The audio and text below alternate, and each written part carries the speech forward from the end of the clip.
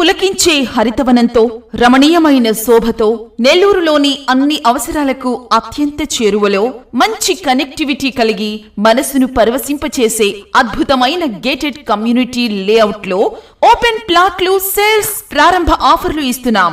వరాహ ventures వారి ప్రతిష్టాత్మకమైన Parnika elegance gated community layout Nellore Narakuru సెంటర్లో ప్రత్యేకంగా డిజైన్ చేయబడిన లేఅవుట్ ను మా లేఅవుట్ గా మీరు పూర్తిగా సంతృప్తి పడేలా అత్యున్నత ప్రమాణాలతో రూపుదిద్దుకుంటుంది. లేఅవుట్ లో ప్లాట్లు సేల్స్ అయిన తర్వాత కూడా గేటెడ్ కమ్యూనిటీ నిర్వహణ బాధ్యతలు కూడా కొనసాగిస్తాం.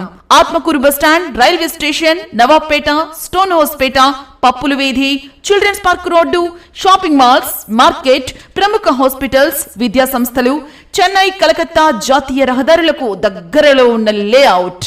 వాకింగ్ ట్రాక్లు, ఫుట్పాత్, పార్కులు, club house, underground drainage, underground electricity, స్వచ్ఛమైన త్రాగునీరు, భూగర్భ జలాలు, సెక్యూరిటీ వసతులు ఉండే లేఅవుట్.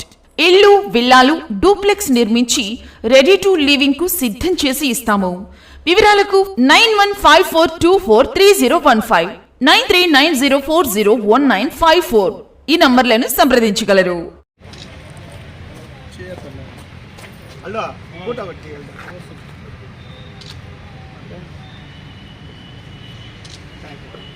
దళిత సంఘర్షణ సమితి జిల్లా అధ్యక్షుడు సార్.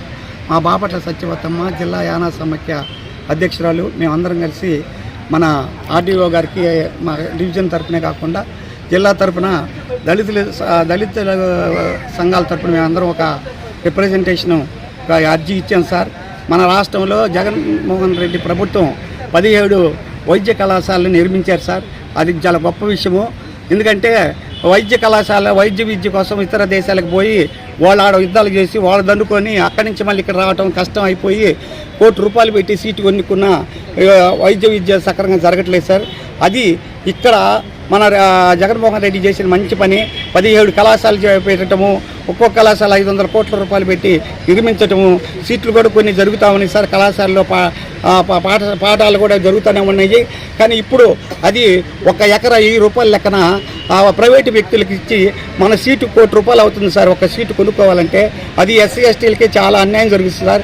మేము ₹1,00,00,000 పెట్టి ఒక సీటు వైద్య కళాశాలలో కొనుక్కునే పరిస్థితి లేదు సార్.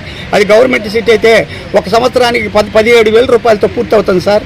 అది ఒక్క సంవత్సరానికి, అది 5 సంవత్సరాలకు విద్య పూర్తి అవ్వాలంటే దాదాపు ఒక 50,000-60,000 అవుతుంది.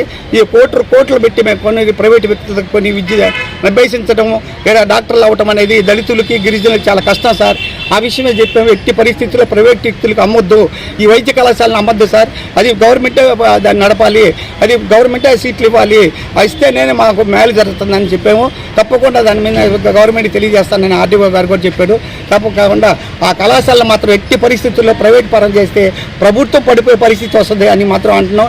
మా ప్రజల ఆగ్రహానికి గురి కాకముందే ఈ కళాశాలను ఎట్టి పరిస్థితుల్లో ప్రైవేట్ పరం చేయొద్దు. అది పేదవాళ్ళకి చెందాల్సిందే.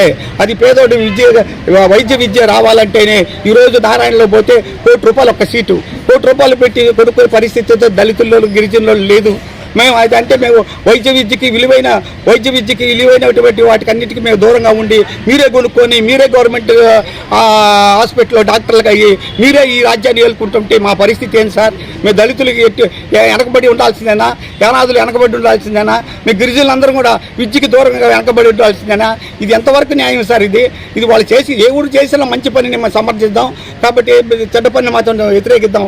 కానీ ఈ పని మాత్రం జిల్లా మొత్తం జరుగుతూ ఉంది సార్. ఇది ఉద్యమం తప్పకుండా అది వైద్య విద్యకు పేదవాళ్ళకి దక్కాలి.